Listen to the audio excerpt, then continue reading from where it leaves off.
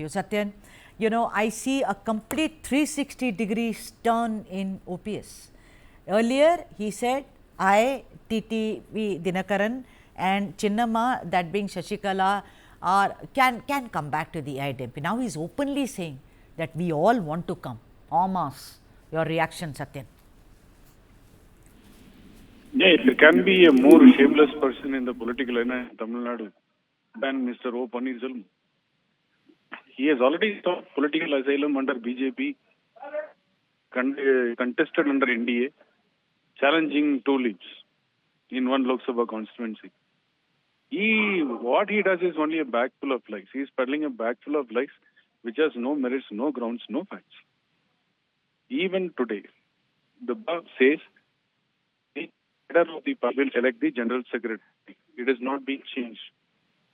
The case was held in the Supreme Court for 7 long months. And Mr. Panneerselvam and his team were not able to prove this point in the Supreme Court. They made so many. The party laws were tweaked to favor one individual. No proofs were being given. They were not able to prove anything. And he says that party cadres are with me. Yeah, I know. Yeah, that's why I was very surprised that, after so much water has flown under the Kaveri or Palar, call it whatever you, Vaigai, call it whatever you may want to. Today, he's done a 360 degrees turn and said, we all want to come back. The point is, it's obvious that TTV Dinakaran is not being able to do much. He's not been able to do anything during Assembly and Lok Sabha elections. He's come a cropper and also Shashikala Natarajan. So, therefore, they have no option but to come back. But I'm asking you a question. Considering that your party has great respect for Jayalalitha, is there a consideration that if the man, Panneerselvam, listens to Edappadi as the superior person, I don't mean by any other standard, but politically, do you think there is a chance that he can be, I'm not talking about the, Dinakaran and Shashikala here, only OPS. Do you think he'll be taken back? The doors are closed not only for anti-party activities, being a leader. For us, the head office is a temple gifted by our founder MGR to us. Along with thugs and rowdies, vandal temple. There can't be a better example than this of how a traitor can be. Just to put forward his selfishness. Because he was stripped of his membership of the party for anti-party activities. On the back doors, he joined hands with DMK. He and his son, who was an ex-MP. So many anti-party activities took place. And seeking to come back could be the last resort for his political journey because he couldn't prove anywhere his merits. Right. Within AIADMK, even after being expelled from AIADMK, he couldn't prove anywhere that he still has some clout in the minds of the people. Right. I want to ask you. The doors are closed. Yeah. But, I want to ask you, Satyan, that, the doors are closed. You say that there are anti-party activities and also his loyalty is under question, etc., etc. But what do you think has made him really growl, as it were?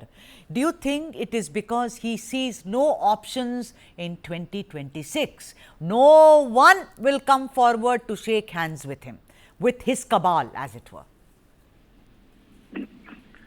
See, when he merged, prior to that, his Dharma Yuddham was held for only one reason, that he was stripped of the chief minister post by Shashikala.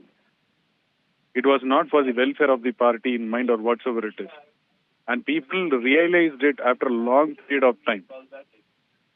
After the two factions merged, that's where people realized that it was not for the welfare of the party, but it is for the welfare of himself and family. He held a drama called Dharma Yuddham. And he lost the credibility in the minds of the cadres. He lost their trust. That's why when the party moved towards single leadership, he couldn't stand there and win the hearts and contest. Right.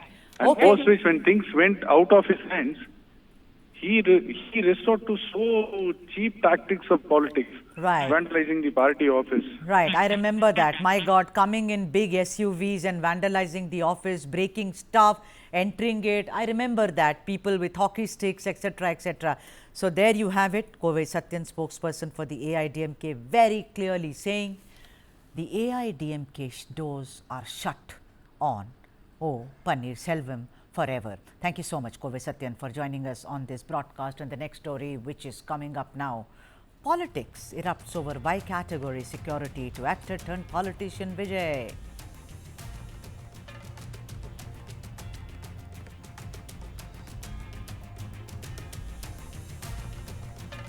Alright, TVK's Vijay has been given Y category security, but there's been a kind of a political uproar. He's the chief of TVK, as you know, Vijay, and he's been given Y category security. And this comes on the anvil of several political tours that is scheduled to undertake in Tamil Nadu. The Y category security to TVK chief Vijay includes CRPF personnel and armed guards, and it shall only be limited within Tamil Nadu. The political fallout of this is a huge uproar, with the AIADMK questioning Home Ministry's order to provide Vijay Y category security. AIADMK leader KP Munnuswamy, while insinuating that the BJP was doing all this in order to woo Vijay for 2026, said as follows. Listen in.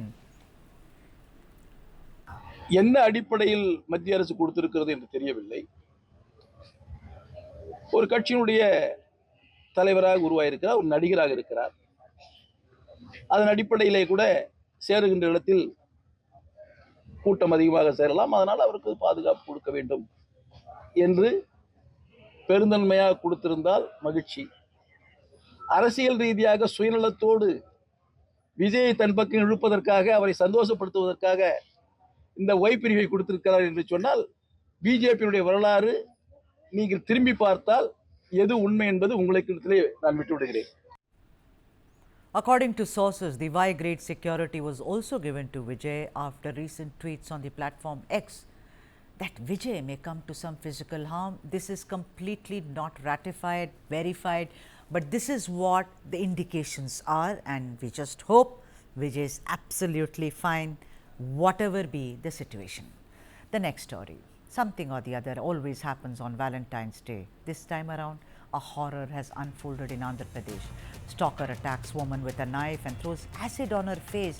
How cruel can anybody get?